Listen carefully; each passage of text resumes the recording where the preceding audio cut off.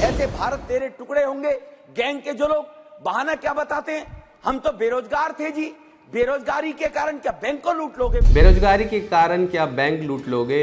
यह बयान दिल्ली भाजपा सांसद रमेश बिधूड़ी ने सदन में संबोधन के दौरान दिया है।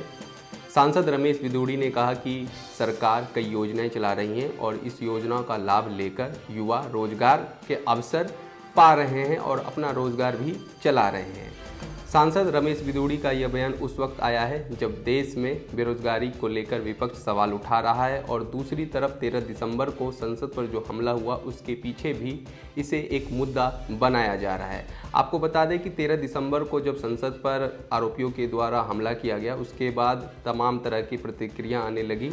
सबसे पहले आप राहुल गांधी को सुनिए, उन्होंने तो सीधे तौर पर इस संसद में जो सुरक्षा में जो चूक हुई उसके पीछे बेरोजगारी और महंगाई को ही मेन मुद्दा बता दिया था। सुनिए राहुल गांधी क्या कह रहे हैं। सुरक्षा ब्रीच हुई है, वो है, बट क्यों हुई?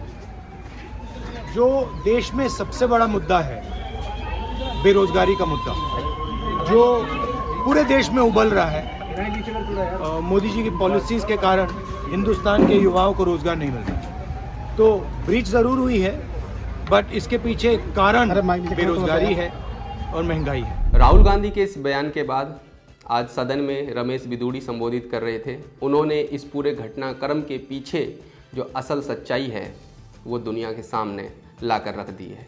आप भी सुनिए रमेश बिधूड़ी क्या कह रहे हैं। अभी जो चर्चा की बहुत वक्ताओं ने की, पार्लियामेंट में जो एक सप्ताह पहले घटना घटी, जो लोग कूद गए उनको सरदार भगत सिंह जी की फोटो दिखाई जाती है, उनको सरदार सुभाष चंद्र बोस की फोटो दिखाई जाती है, सोशल मीडिया पर डाला जाता है, उनको बरगलाया जाता है नौजवानों को, उनको ये बताया जाता अरे भाई तब देश गुलाम था, तब देश में तानाशाही थी, अब देश में लोकतंत्र है, अब देश में सरकार है, जनता चुनती है। अगर जनता को लगेगा सरकार गलत कर रही है तो तुम्हारी आतंकवादी जैसी गतिविधियों से संदेश नहीं जाना चाहिए। 5 वर्ष के बाद जनता खुद बदल देगी।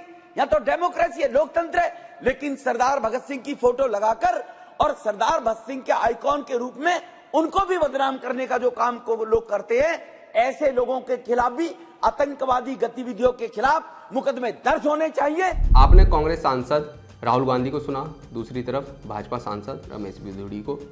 अब आपको इस मामले में ताज़ा अपडेट देते हैं। इस मामले में ताज़ा अपडेट यह है कि जो 4 आरोपी हैं, सागर शर्मा, मनोरंजन, अनमोल सिंधे और नीलम, इनकी कस्टडी बढ़ा दी गई है। अब यह 5 जनवरी तक यानी कि 15 दिनों तक अब ये दिल्ली पुलिस की रिमांड पर रहेंगे। दिल्ली पुलिस अब इनसे 15 दिन तक लगातार पूछताछ करेगी।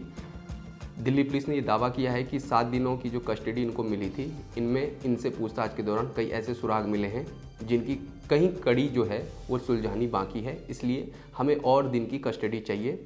दिल्ली पुलिस की मांग पर पटियाला हाउस कोर्ट ने उन्हें 15 दिन की कस्टडी दे दी है। अब 15 दिन तक दिल्ली पुलिस इनसे लगातार पूछताछ करेगी। इस पूरे घटनाक्रम का जो मास्टरमाइंड ललित झा है उसके घर पर भी पूछताछ की गई है और आज खबर लगी कि उसके घर के आगे एक पोस्टर लगा दिया गया जिसमें सभी 6 आरोपियों को क्रांतिवीर बताया गया।